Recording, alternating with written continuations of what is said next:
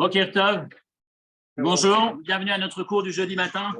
Cette semaine, Parashat Tetzavé, mais surtout le deuxième Sefer que nous sortirons cette semaine, le Shabbat qui précède Purim, c'est Parashat Zachor. Shabbat Zachor, le Shabbat où l'on se souvient dans le deuxième Sefer.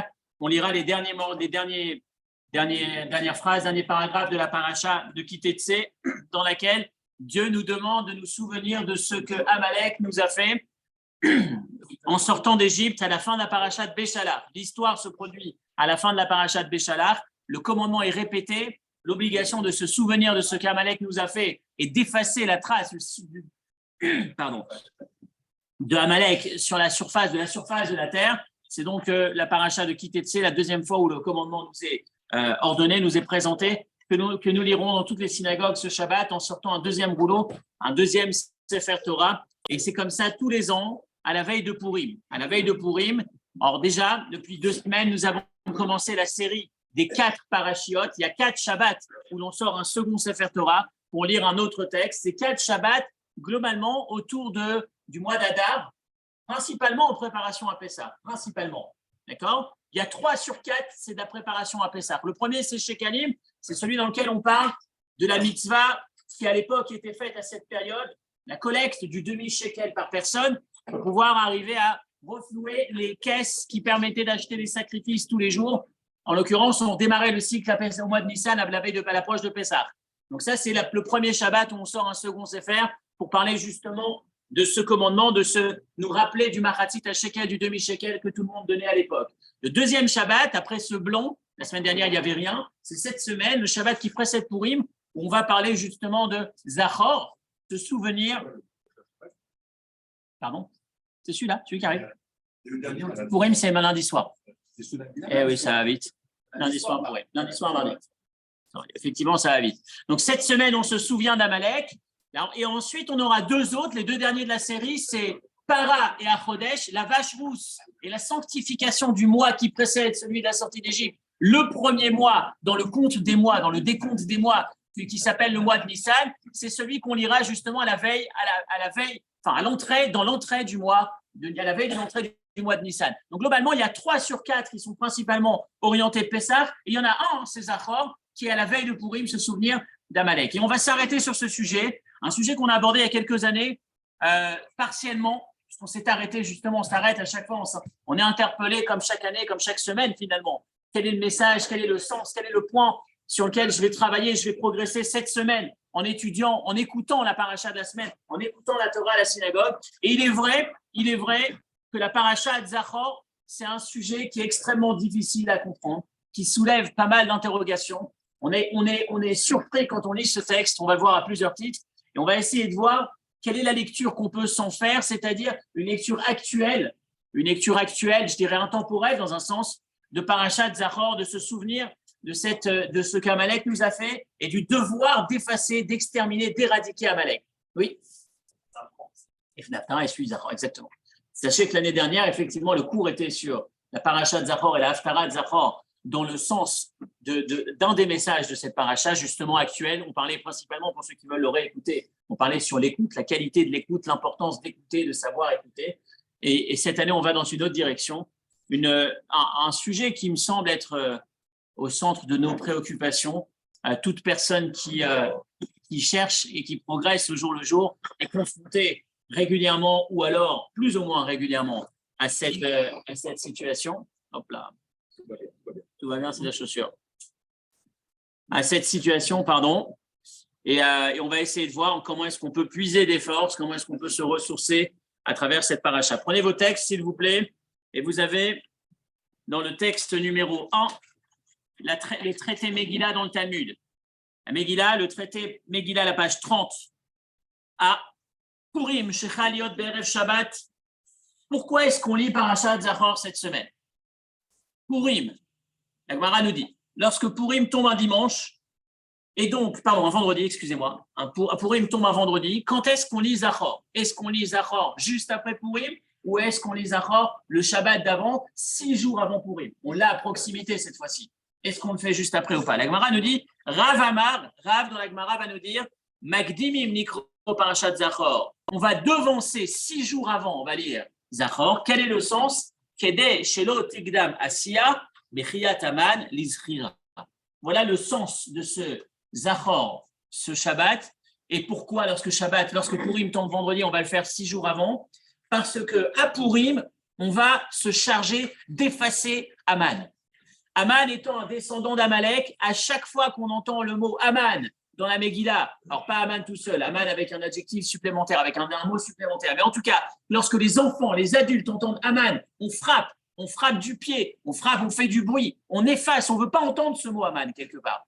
Donc comme on va effectivement effacer Amalek, il est bon, il est cohérent qu'avant de le faire, on se rappelle, en lisant le texte, le souvenir de l'obligation de se souvenir et de l'effacer. Donc je reprends, pour ne pas qu'on réalise avant d'avoir lu quelque part. On s'en souvient et ensuite on efface. Voilà l'ordre chronologique des choses. Et c'est la raison pour laquelle, chaque année, le Shabbat Zachor intervient juste avant Purim. À Purim, on se rappelle, on efface Aman. La veille de Purim, le Shabbat d'avant, on se souvient d'Aman. Aman, sous le nom de son ancêtre, Amalek. Amalek, puisqu'Aman descend d'Amalek. Donc, Purim, on efface. Shabbat Zachor qui précède impérativement, on se souvient. Voilà le sens. Bet Yosef le Shulchan Aruch va nous dire que chez Mazkir et Aman Uvanav Benakshim Atinokot Bavanim, lorsqu'on entend le nom Aman, on frappe avec des pierres, les enfants frappent avec des pierres ou avec du bois, la fameuse crécelle, etc. La racine de la coutume de faire du bruit quand on entend Amalek, frapper par terre ou frapper sur le mur ou frapper avec du bois, tout ce principe-là, la racine, la source, l'origine, c'est Macho Emche, le devoir d'effacer Amalek. On efface Amalek physiquement, c'est la racine de cette coutume. Cette coutume, ça n'est qu'une coutume, mais c'est une coutume dont la racine, la source se trouve dans ce fameux verset qui nous demande d'effacer Amalek. On efface Amalek lorsqu'on entend Amalek et on frappe, on laisse pas passer cette chose-là. Ça, c'est donc la première référence, c'est-à-dire le sens de cette paracha qu'on lira ce Shabbat. Et là, on s'interroge. On s'interroge pourquoi? Alors, juste avant, dans le cadre de ce souvenir, de ne jamais oublier ce qu'Amalek nous a fait, on va voir que le Shulchan Aruch va nous organiser, la Torah va nous organiser 3 éléments pour qu'on n'oublie jamais. À l'échelle individuelle, chaque jour après la prière, on se souvient d'Amalek. Les fameuses Shesh Zechirot, les 6 éléments dont on se souvient tous les jours, certains en ont 10, certains en ont plus. En tout cas, il y a des éléments dont on se souvient tous les jours. L'un d'entre eux, c'est Amalek. À l'échelle collective, vous l'avez, alors regardez la suite de la référence d'Evarim. Zachor et Asher Asalecha Amalek. Souviens-toi de ce qu'Amalek t'a fait en sortant d'Égypte. Il t'a refroidi, il t'a interpellé, il s'est attaqué aux faibles qui étaient derrière toi, à l'extérieur, à l'arrière de ton camp, et tu étais fatigué, tu ne craignais pas Dieu à ce moment-là. Écoute, tu dois effacer le souvenir d'Amalek de la surface de la terre, d'en dessous le ciel, n'oublie jamais. Et le Sefer HaMitzvot du Rambam nous dit, il nous a donné l'ordre, l'Izkor Masha Salanu Amalek, de se souvenir de ce qu'Amalek nous a fait, lorsqu'il nous a interpellés en cherchant à nous faire du mal et en nous détestant à chaque instant, à toute période. On va empresser le peuple à le détester afin qu'on n'oublie jamais cette mitzvah et que sa haine ne soit jamais affaiblie. Et donc, c'est la raison pour laquelle, en permanence, on le répète tous les matins, une fois par an, Parashat Zachor, c'est le moment où on va lire collectivement, en communauté, le souvenir de la mitzvah de se souvenir et d'effacer Amalek. Et enfin, à Purim, où on efface effectivement lorsqu'on entend Aman et qu'on frappe et qu'on fait du bruit. Donc voilà les 3 éléments. Sachez, soit dit en passant, il y a un très joli commentaire que vous avez dans la suite de la première référence du Maharam Shik qui cite un Khatam Sofer qui dit la chose suivante, que en fait, habituellement, on se souvient de quelque chose pendant 1 an. C'est intéressant cette approche-là. Généralement, 1 an, on ne pense plus à quelque chose, on commence à l'oublier. Faites l'expérience, c'est dans mon esprit depuis quelques jours. Lorsque un sujet, vous le répétez, vous savez, tous les jours, vite, tiens, n'oublie pas que tu as ça. N'oublie pas que tu as ce dossier ou n'oublie pas que tu as cette chose quelque part, il ne faut pas l'oublier. Pense-y. Tu y penses 1 jour, 2 jours, 1 semaine, 1 mois, et tu l'as toujours dans ta tête. Si pendant 1 an, tu oublies d'y penser, si pendant 1 an, tu ne le rencontres plus, tu commences, il y a une forme d'oubli qui intervient. Hein? Tu y repenses par hasard. Tu y repenses par hasard quand quelqu'un te le rappelle, et là tu dis, tiens, c'est marrant, pourtant je me souviens qu'à une époque, je m'en rappelais tous les jours, je faisais attention, et puis tiens, je ne l'ai plus du tout en tête. Il y a cette notion d'1 an. Et donc, le Khatam Sofer va dire qu'on a organisé qu'une fois par an, en communauté, on se souvienne d'Amalek. qu'on ne laisse pas passer un an sans qu'on se soit rappelé collectivement. Et il va poser la question, lorsqu'il y a 13 mois, lorsqu'il y a le mois d'Adar 2 fois, donc maintenant il y a un an et un mois qui passent. Alors lui, il va nous dire, le Khatam Sofer va dire, moi à cette époque, dans ces années-là, j'essaye de penser, lorsqu'on va lire dans la Torah, Parashat Kitetse, d'avoir une pensée particulière au souvenir d'Amalek. De ne pas simplement lire la paracha, mais m'arrêter sur cette forme de souvenir important pour justement ne pas laisser passer ces 12 mois. Donc il y a cette notion, la Torah qui tient à tout prix, avec ces 3 repères. Pardon ? Pas sur ce que j'ai dit sur Kitetse. D'accord, oui, c'est exactement. Exactement. Ouais. C'est une mitzvah. On demande aux hommes, on demande aux femmes. Les femmes s'efforcent de venir écouter à la synagogue lorsqu'elles le peuvent. Et, en tout cas, ça fait partie de ce qu'on essaye de faire, justement pour ne pas passer à côté de cette mitzvah. D'accord ? Donc, on a vu que c'était très important. Et à la suite de ça, on va justement s'interroger sur le fond de cette démarche. Et on va se poser la question suivante, la première question qui nous vient à l'esprit. Le peuple juif est un peuple particulièrement humain. Humain, avec, même si aujourd'hui, c'est plus du tout dans l'air du temps, j'ai de plus en plus de mal à faire ce cours, parce qu'à chaque fois, je suis confronté au contre-exemple, mais on va dire que c'est l'exception qui confirme la règle. L'être humain, l'individu, il est profondément bon. Hein? Ah, tu l'as vu, ça. C'est pas la blague d'Ada,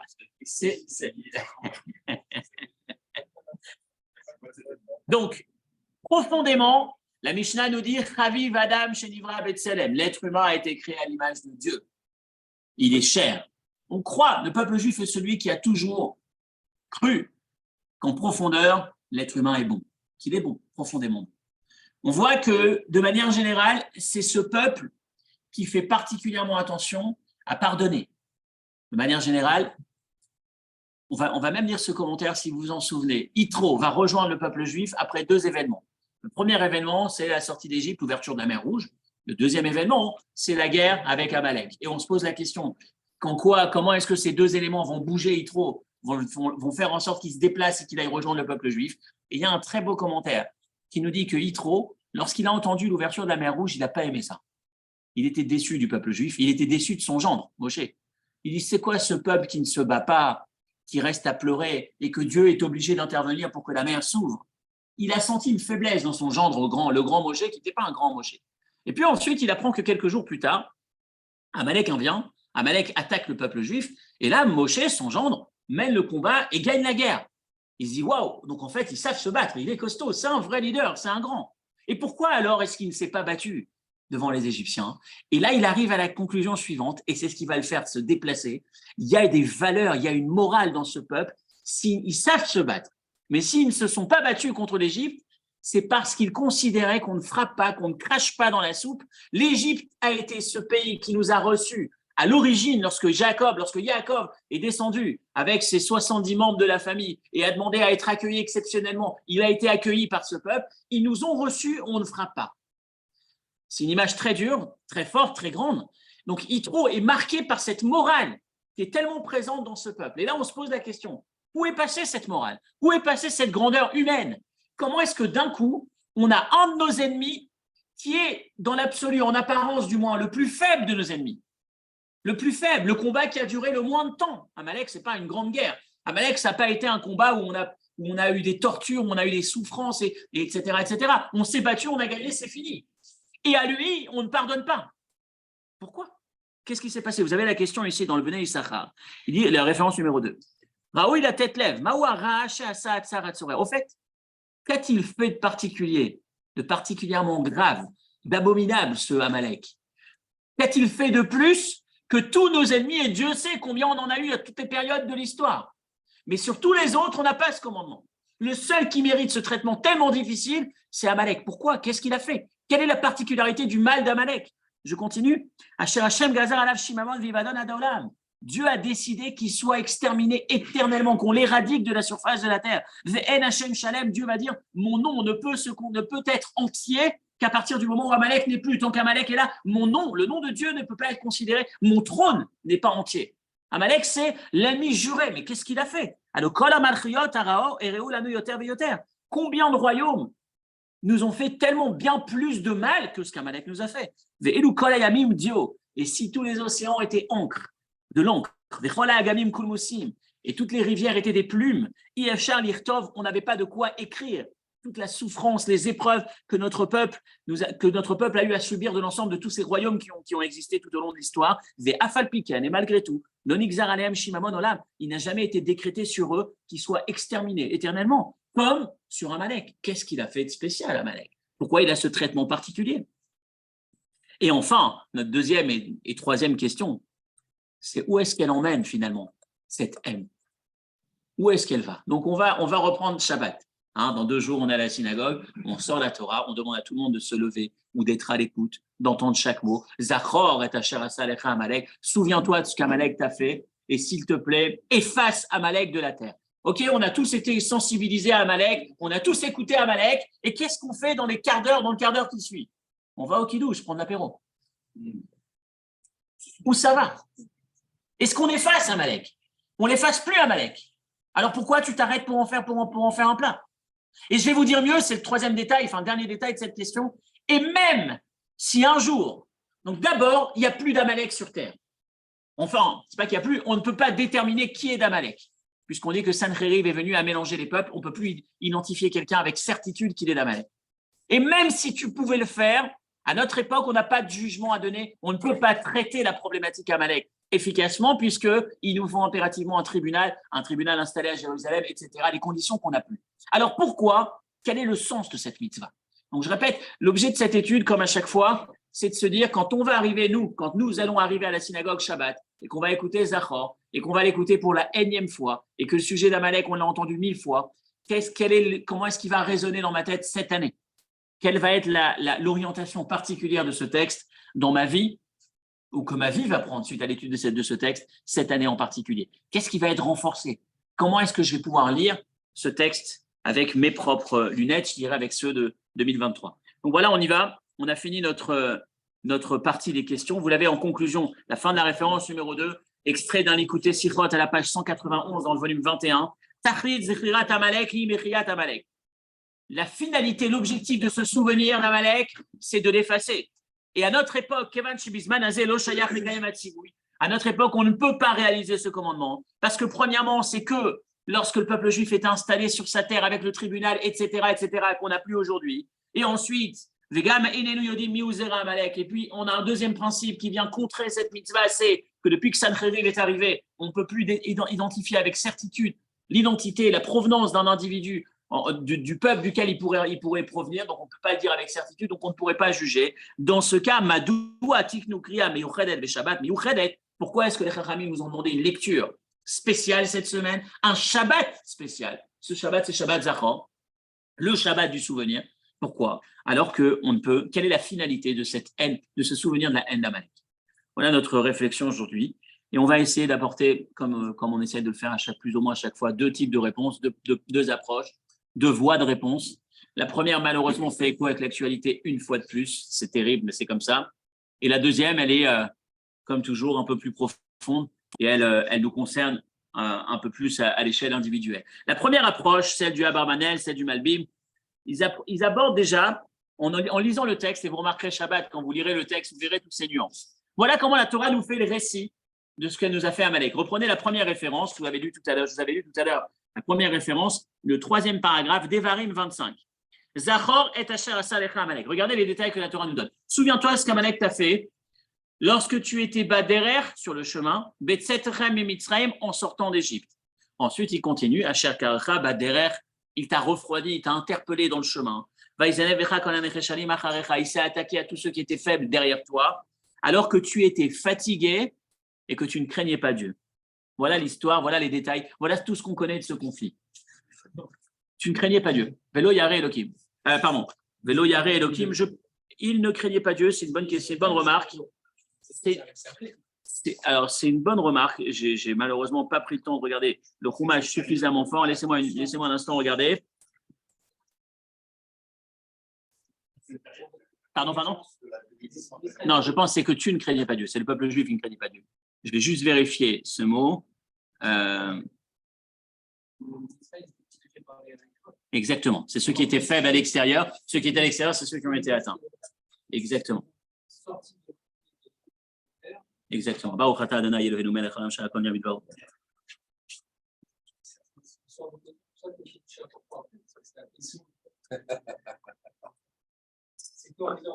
Alors,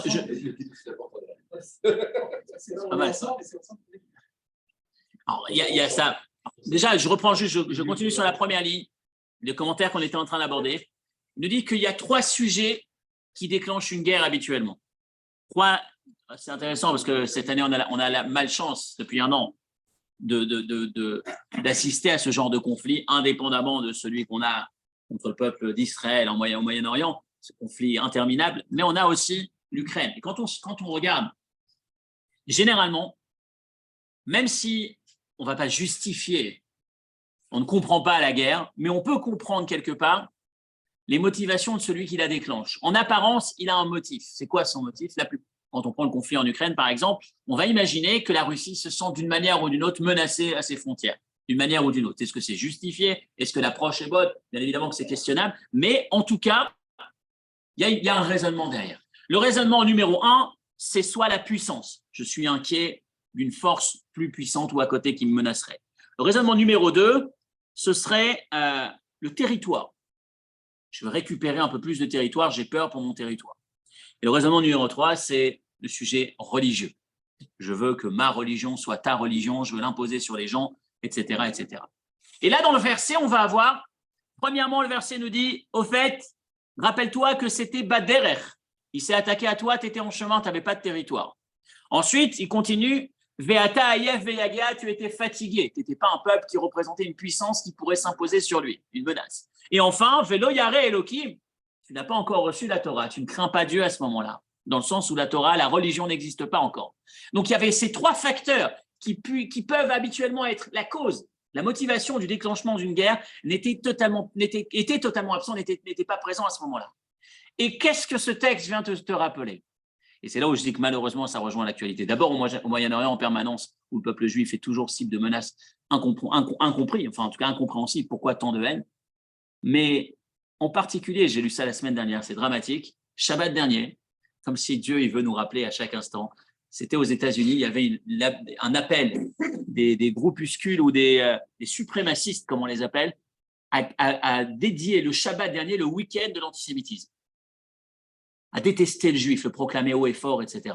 Avec cette fameuse vidéo qui est sortie, que vous avez dû voir à Miami, où il y a un groupe antisémite ouvertement antisémite, parce qu'aux États-Unis, on peut l'affirmer officiellement, qui s'attaque devant un Bet Rabbah, devant une synagogue, qui s'attaque aux rabbins et à tous les juifs qui passent devant, qui s'attaque verbalement, bien évidemment, exclusivement verbalement, avec des mots inaudibles, avec des insultes officiellement antisémites, en faisant le signe, etc., de Marchemo de Hitler, sans aucun scrupule. Ils le font tout en tout. C'est en toute impunité, je dirais. Et on a du mal à imaginer que ça puisse encore exister. Et quand on s'interroge, on se dit, mais pourquoi ça? Ce texte d'Amalek nous rappelle. Rappelez-vous qu'il y a une haine qui n'est pas dépendante de la haine rationnelle à laquelle vous pouvez être habitué. L'Occident pense en modèle haine rationnelle, conflit rationnel.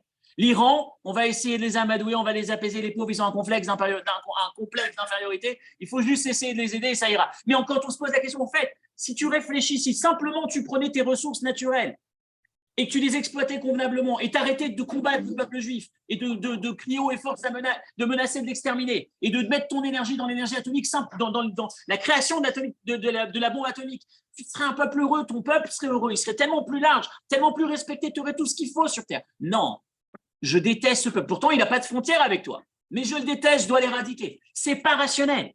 Nous, on raisonne en Occident, en mode occidental. On est certain, on est convaincu qu'à chaque fois qu'il y a conflit, il y a un élément rationnel derrière. Il suffit simplement d'apporter la réponse et il n'y aura plus de conflit.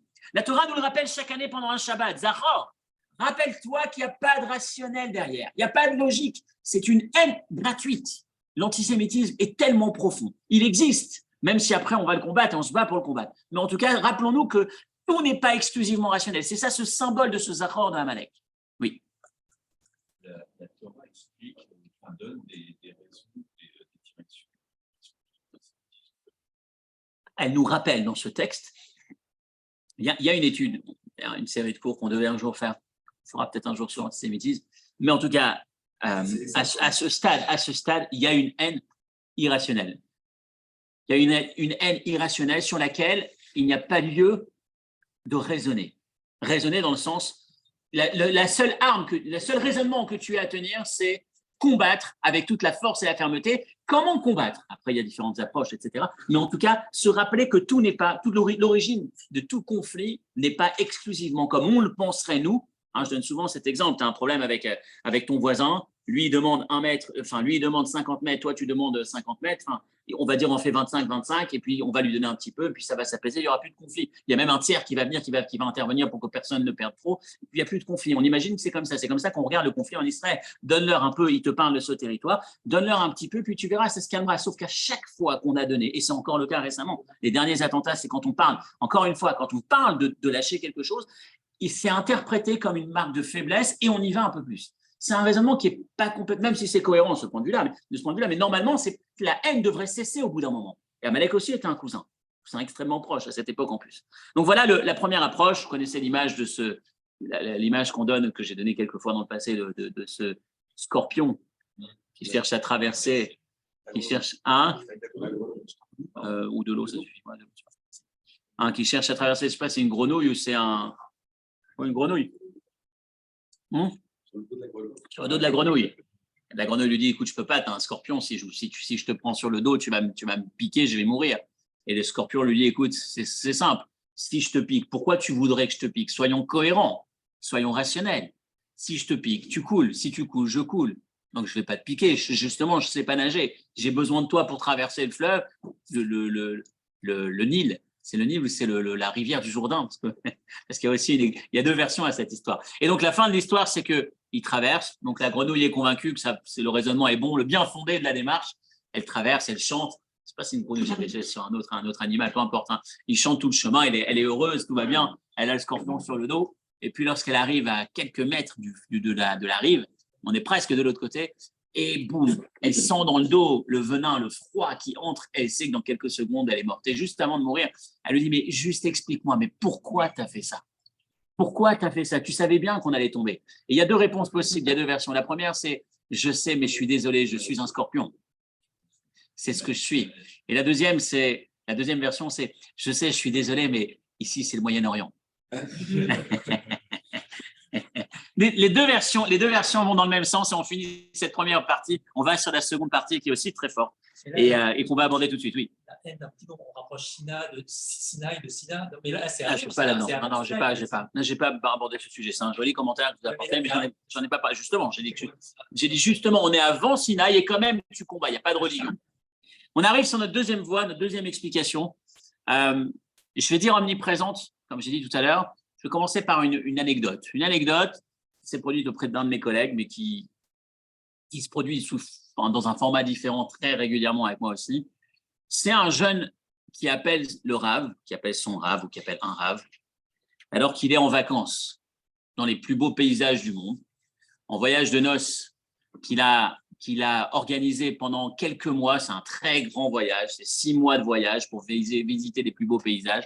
Un jeune garçon qui est, on va appeler ça le blond encore, le premier de la classe, celui qui a fait tout le circuit, tout le cursus religieux au top, famille religieuse, sioniste, israélienne, tout va bien.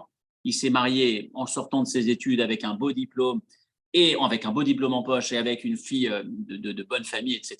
Vraiment, le garçon comblé, le top du parcours, et il part pour profiter du paysage, profiter des paysages pendant 6 mois. Il est avec sa femme dans ces paysages merveilleux et il passe un coup de fil au rabbin et il dit, écoutez, rabbin, j'ai une question, j'ai un problème.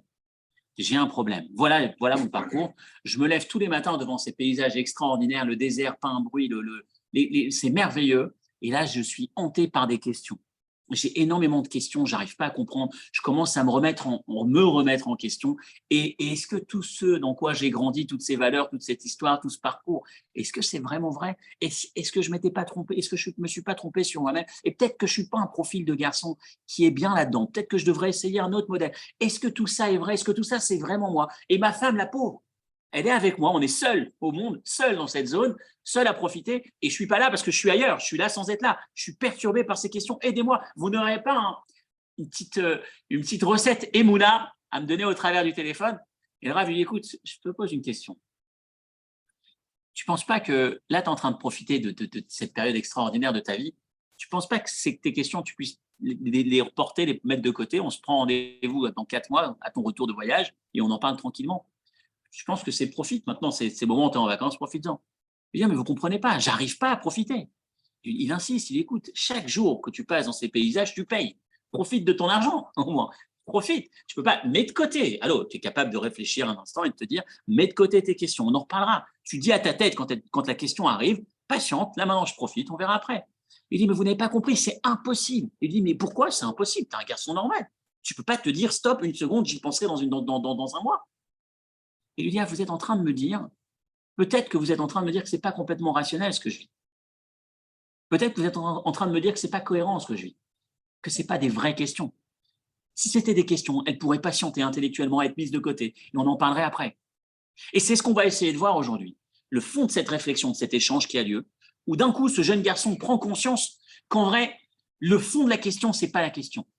Sa véritable problématique, ce n'est pas une question est-ce que c'est vrai ou est-ce que ce n'est pas vrai. Ce n'est pas une remise en question et si tout ça, c'est faux. C'est simplement une combine de l'autre côté, de la deuxième partie qu'on a, on peut appeler ça Yetzirah, qui cherche à nous déstabiliser. Amalek, c'est exactement cet élément. C'est-à-dire, il y a une différence à faire entre une question qu'on se pose, qui est extraordinaire, c'est super d'avoir des questions, et un doute qu'on présente. Je me remets en doute, je remets en doute ma croyance, je remets en doute. J'ai des doutes. La différence entre j'ai des questions ou j'ai des doutes, j'ai des questions, c'est des éléments qui nécessitent d'être approfondis pour chercher à la recherche d'une réponse. J'ai des doutes, c'est des questions qui sont devenues des réponses. J'ai plus de questions. Ma question devient une réponse. J'ai une question et je fais de cette question la réalité. Donc, puisque je remets en question, donc la réalité n'est plus celle à laquelle j'adhérais, mais c'est celle de la conclusion de ma question. Et ça, c'est le début de tout dérapage. Et ça, c'est un danger extrêmement fort. C'est celui qui est représenté par Amalek. Amalek, on le sait, on l'a déjà vu plusieurs fois, c'est la même valeur numérique. Amalek, quand vous additionnez les lettres. Aïn 70, même 40, Lamed 30, Kouf 100, vous obtenez 240. Okay, quand vous prenez Safek, Samer 60, P 80 et Kouf 100, vous obtenez 240 aussi. 240 tous les deux. Amalek, c'est le symbole, le sens profond de Amalek, c'est celui qui sème le doute. Et là, on va s'arrêter un instant et se dire, alors qu'est-ce qu'on a le droit, qu'est-ce qu'on n'a pas le droit? Qu'est-ce qui est bon, qu'est-ce qui n'est pas bon? Est-ce qu'on est est-ce qu'on prône comment on appelle ça? La formule ne me vient pas à l'esprit. Est-ce qu'on doit simplement accepter bêtement, ne plus se poser de questions, ne plus s'interroger et simplement accepter? Est-ce que c'est ça la vision du judaïsme ou non? Et en fait, il y a 3 éléments que j'aurais partagés, 3 règles, 3 clés, si on peut dire, le mode d'emploi pour se poser une question. La première, c'est effectivement se poser la question, c'est tout à fait bon. La Torah n'a pas peur des questions. Se poser des questions, s'interroger, c'est une bonne chose. On s'est toujours posé des questions. On a même posé des questions à Hachem. Il n'y a aucun problème. Donc, poser des questions, mais pas statuer sur ces questions comme étant des réalités et tomber dans le doute. Deuxième élément, se rappeler que tout au long de l'histoire, tous nos ancêtres, les plus grands de nos ancêtres, sont passés avec les informations qu'on a. Ils les avaient, ils sont passés par des épreuves probablement et des interrogations encore plus grandes que les nôtres et ils sont restés ce qu'ils étaient. Donc, quand moi, jeune garçon, ou moi, adulte, mais débutant dans mon esprit, pas suffisamment expérimenté, quand j'ai une question qui se présente à moi, une question importante, mais pourquoi Dieu fait ça? Et est-ce que vraiment Dieu existe quand j'assiste à ça? La deuxième étape dans ma réflexion, d'abord, c'est bon, il n'y a pas de mal à se poser la question. La deuxième étape, c'est rappelons-nous que Maïmonide est passé par des épreuves terribles. C'est probablement celui qui a le plus souffert dans la dernière période, la période récente, la plus récente. Quand je dis souffert, dans les grands qui ont souffert, quand je dis souffert et enduré. Le parcours de sa vie, c'était loin d'être un fleuve tranquille, un long fleuve tranquille. C'était plein de difficultés. Son frère qui meurt, il part, il est menacé par un groupe de terroristes, d'islamistes, il part dans un autre endroit. Dans l'autre endroit, c'est la même chose. C'était un cauchemar, sa vie. Et pourtant, avec toutes ces questions, avec toutes ces interrogations, il est resté Maïmonide. Ce qui veut dire que c'est un peu comme quand vous allez chez le médecin et que le médecin vous dit, tiens, fais-moi confiance, voilà ce qu'il faut faire. Je peux me dire, je veux comprendre. Oui, cherche à comprendre. Mais dis-toi, fais confiance. Et confiance, que celui qui est en face de toi, lui a pris le temps de traverser tes réflexions. Lui s'est interrogé, a pris le temps d'étudier, ils sont arrivés, parce que derrière lui, il y a ses profs et les profs de ses profs, etc., qui sont arrivés à la conclusion suivante. Donc, dans ce sens, avance et sois apaisé. Et le troisième élément, et c'est extraordinaire, c'est ce que j'invite chacun à faire, fixe-toi un moment, en parallèle à tes questions, en parallèle à cette réflexion que les grands sont passés par là, ils s'en sont sortis, c'est-à-dire qu'ils ont gardé la foi. Ils n'ont pas dit, suite à ces questions, c'est que tout ça, c'est du pipeau. Ils sont restés, c'est que les réponses existent, même si je ne les ai pas. Troisième élément, consacre-toi à l'étude. Et tu verras qu'il y a un effet magique à l'étude, et c'est ce que je répète régulièrement à propos de ce cours. L'intérêt d'un cours, c'est effectivement de développer ses connaissances, de découvrir des nouveaux sujets, de s'enrichir intellectuellement. Ça, c'est la partie révélée de l'iceberg. Mais il y a une autre partie, la partie inconsciente. Quand on étudie, on se connecte, on se rapproche d'Hachem. Et quand on se rapproche d'Hachem, inconsciemment, on se sent plus connecté, on se sent mieux, on se sent plus apaisé, on se sent plus lié, on est moins perturbé par la menace Amalek, par la question qui devient un doute. Et c'est ça l'idée. La première chose, et c'est valable dans toutes les sphères de la vie, un jeune garçon qui se marie, il va passer 1 an, 2 ans après, il va passer par la période question. Et est-ce que vraiment j'ai bien fait ? Et est-ce que vraiment c'était la bonne ? Ça peut arriver. Est-ce que je ne me suis pas trompé ? Et regarde à quelle difficulté je suis confronté. Je suis persuadé que si j'avais choisi une autre, je n'aurais pas eu ces difficultés, etc. Et si j'étais seul, j'aurais tellement moins de problèmes. Tout mon problème, c'est ça, etc., etc. Rappelons-nous que dans le judaïsme, c'est très intéressant, la question qu'on doit se poser, c'est comment, c'est pas est-ce que. Comment, c'est une bonne question. Comment est-ce que je vais faire ? Qu'est-ce que je dois faire maintenant ? Mais pas est-ce que je vais pouvoir réussir ? Comment réussir ? Qu'est-ce que je vais mettre en œuvre pour que ça change, pour que ça s'améliore, pour que ma relation se passe mieux, pour que mon couple se passe bien, etc., etc. Mais pas est-ce qu'au fait, je vais pouvoir y arriver ou pas. On questionne-moi, on avance davantage dans cette confiance dans l'autre, cette confiance dans la réussite. Rappelez-vous la première phrase, une des premières phrases de Eshetraïl, c'est Batar ba lev ba'ala. Batar ba lev ba'ala, il a eu entièrement confiance. Abraham a eu entièrement confiance en sa femme. Cette notion de sérénité, cette confiance partagée dans le sens où je sais qu'on va y arriver. Après, il y a les questions, comment est-ce qu'on va y arriver ? Mais on est confiant. Et rappelez-vous combien est-ce qu'Akadosh Baruch Hu est attaché à ce que ce doute n'existe pas. Le nom de Dieu qu'on ne touche jamais, le nom de Dieu qu'on n'efface jamais, c'est un commandement extrême. C'est dans les premiers, dans le troisième des 10 commandements, c'est ne pas prononcer le nom de Dieu en vain, ne pas utiliser le nom de Dieu en vain, ne pas l'écrire et l'effacer. Il y a une chose pour laquelle on l'écrit et on l'efface, c'est la sota. Lorsqu'il y a un doute qui persiste, qui est présent dans un couple, et qui sème justement la zizanie, qui sème justement le contraire de la paix, de l'apaisement dans le couple, Dieu nous demande qu'on prenne son nom, qu'on l'écrive et qu'on l'efface pour régler cette problématique, pour éliminer le doute, pour qu'il n'y ait pas ce doute est tellement mauvais, tellement néfaste. Et c'est ça le combat d'Amalek, contre Amalek. Ce combat éternel, même si Amalek n'existe pas. Donc il y a le premier commentaire, c'est l'antisémitisme qui a des racines qui sont malheureusement, cet antisémitisme qui est toujours présent, qui a des racines irrationnelles. Le fait de s'en souvenir, combien est-ce que c'est important, et d'adapter notre réaction à cette réalité en étant conscient de cette réalité. Et deuxième élément, le combat contre Amalek, se souvenir et effacer Amalek, c'est le Amalek dans nos vies de tous les jours. Je voudrais terminer avec ce texte que vous avez à la fin de la dernière référence, cette lettre que le rabbi adresse à un jeune enfant qui entre de l'école et qui n'est pas Chassid Rabat, qui n'est pas Lubavitch, et qui dit à sa maman, j'étais à l'école, et on a écouté aujourd'hui Bereshit bara Elohim, au commencement Dieu créa le ciel et la terre. Et qui a créé Dieu ? C'est cette question que beaucoup d'enfants se posent. Dieu a créé la terre, et avant ça, qui a créé Dieu ? Et sa mère lui dit, waouh, c'est une super question, mon fils, demande à ton professeur. Quand il pose la question à son professeur, un peu contrarié, lui dit, mais qu'est-ce que c'est que ça ? On n'a pas à remettre en cause les fondements du judaïsme. Tu as des questions tordues. Bon, c'est tout ce qu'il ne faut pas dire forcément, mais bon. Ce jour-là, ce professeur, c'est ce qu'il lui a dit. Le garçon entre à la maison un peu contrarié. Et sa maman lui dit, écoute, tu sais quoi ? On dit qu'il y a un rabbin à New York qui connaît beaucoup de réponses. Écris-lui. Et donc, le jeune enfant a écrit au rabbi cette question. La réponse du rabbi, vous l'avez dans le dernier référence, dernier texte, dernier paragraphe. Niftav, le garçon s'appelle Elchanan Cohen. On l'avait étudié il y a quelques années, ce texte. Il date de à peu près le mois de juin en 1981. Et c'est une traduction à partir de l'anglais. C'est une lettre qui était écrite par le rabbi en anglais à cet enfant. Kibal tiet mirtavcha. J'adore ces réponses-là. Récemment, mon père m'a sorti une lettre à l'occasion de la coupe de cheveux de mon fils, une lettre que mon père avait reçue pour ma coupe de cheveux.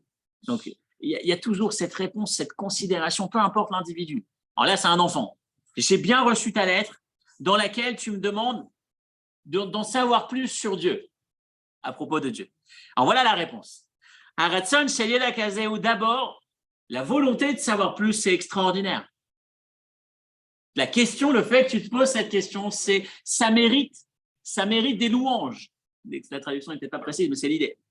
Raoul le Shevar, c'est extraordinaire de poser la question. D'ailleurs, le roi David a dit à son fils, Da et Eloka Avicha, apprends à connaître Dieu. Donc c'est super que tu aies une question. Premier élément, on valide la question et le fait, et par rapport à nous, se poser des questions, on n'a pas peur de la question. Pose des questions, c'est très bien. La seule chose, c'est ne fais pas de tes questions une réponse. Ne dis pas, puisque je n'ai pas la réponse, c'est qu'il n'y a pas de réponse, c'est que tout ça, c'est faux. Pose la question, c'est bien. Ensuite, deuxième étape, Arieshman Matin Lechondaba. Tu sais, en fonction des périodes, en fonction des âges, en fonction de ton évolution, tu comprends certaines choses à une certaine période. Quand tu es un peu jeune, tu comprends un peu moins, mais plus tard, tu comprendras un peu plus. Ou Ben Taïm, en attendant que tu aies la compréhension entière du sujet, de la réponse à ta question, la chose la plus importante, c'est de t'investir dans la mesure du possible, au maximum, dans ton étude de la Torah et dans l'accomplissement des mitzvot. Rappelez-vous ce que je disais tout à l'heure en point numéro 3, le fait d'étudier la Torah, le fait de s'investir dans la pratique des mitzvot, ça nous aide inconsciemment à nous rapprocher, à nous connecter, et cette connexion facilite les questions. On va en parler dans le dernier élément du cours du jour. Il lui dit, quand tu seras un peu plus tard, Bevo Azman, le jour viendra bientôt, dans lequel tu pourras parler avec ton professeur, ton moré, ou avec le rabbin de ta communauté, et tu pourras reposer cette fameuse question, et tu verras que tu auras une bonne réponse. Donc pour le moment, à ton âge, c'est peut-être difficile de percevoir, de comprendre parfaitement la réponse. Ta question est bonne, tu as bien fait de la poser. Tu la reposeras plus tard et tu verras que tu auras la bonne réponse. Tu auras une réponse que tu pourras comprendre. Et enfin, rappelons-nous que dans la Torah, effectivement, il y en a assez et nishma qui veut dire le fait de pratiquer, le fait de t'investir dans cette action, c'est ce qui va renforcer, c'est ce qui va te permettre de comprendre davantage. Pas éliminer la compréhension, mais tu en auras davantage. Et je termine sur cette histoire, à la suite de cette lettre, dans la continuité du même message. Un jeune homme qui avait plein de questions, il prend rendez-vous chez le rabbi, une yéchidout, une audience privée. Dans la nuit, il est reçu, il pose sa liste de questions. Le rabbi lui dit, écoutez, votre liste de questions, elle est importante. Si je commence à y répondre maintenant, ça risque de prendre beaucoup de temps. Bon, on aura presque pour la nuit. Et il y a beaucoup de monde qui attend. Si ça ne vous dérange pas, voilà ce que je vous propose. Il y a la yeshiva juste à côté où il y a plein d'élèves. Essayez de rester quelques semaines, 1, 2, 3 semaines, quelques semaines, pour étudier un peu. Et on reprend un deuxième rendez-vous d'ici peu, et je prendrai le temps de répondre à toutes vos questions. Le garçon accepte, il se renseigne à la yeshiva, il entre, il va étudier. Il étudie dans cette yeshiva. Quelques semaines plus tard, il prend son rendez-vous avec le rabbi. Il entre, il raconte au rabbi comment il a fait des progrès, combien est-ce qu'il a étudié, combien est-ce qu'il a appris, combien est-ce que sa vie évolue. Et le rabbi lui dit, au fait, et votre liste de questions, la feuille que vous avez la dernière fois, vous voulez la sortir? Elle est où? Il dit, ah, ça, c'est plus un problème. J'ai plus de questions. Les questions qu'il avait ont été automatiquement répondues par le simple fait qu'il se soit impliqué dans sa pratique. Le fait de se connecter, la plupart du temps, on a des interrogations rationnelles. On va chercher une réponse et c'est fini. Mais la plupart des problèmes des questions, ce n'est pas la problématique rationnelle, c'est l'impact de cette question lorsqu'elle se transforme en doute. Et c'est ça, Amalek. Lorsque cette question, c'est plus une question, mais c'est juste une réponse. C'est juste, ça ne peut pas être vrai tout ça. C'est impensable. Comment Dieu peut faire une chose pareille? Combien de fois on entend ça? Et malheureusement, et ça c'est le plus douloureux, je termine, après on s'arrête là, c'est la plupart du temps, quand on assiste à un drame, on est perturbé.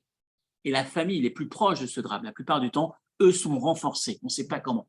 Et ils nous renforcent. Il y a toujours deux manières, c'est Elie qui le disait, c'est le grand rabbin d'Israël, le Rav Loew. Il y a toujours deux manières quand on est face à une difficulté. Il y a celui qui choisit de dire, face à cette question, je m'en vais. C'est que tout ça, c'est du pipeau. Et encore une fois, dans la douleur, on n'a pas à juger.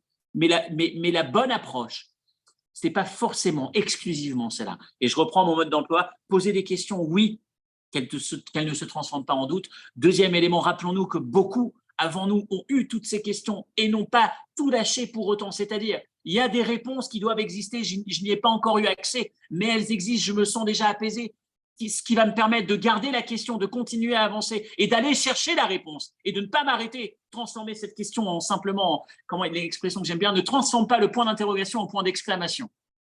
Le point d'interrogation, j'ai une question. Le point d'exclamation, c'est une réalité. C'est tout, il n'y a que ma question. Et enfin, troisième élément, renforcer l'étude. Renforcer, se fixer des moments d'étude et renforcer la pratique, notre lien avec Torah et Mitzvot. Le fait d'être proche, automatiquement, ça allège, ça libère et ça nous permet de garder des questions et pas des doutes. Shabbat Shalom, un bon Purim à tous, à la semaine prochaine. Merci, Shabbat Shalom.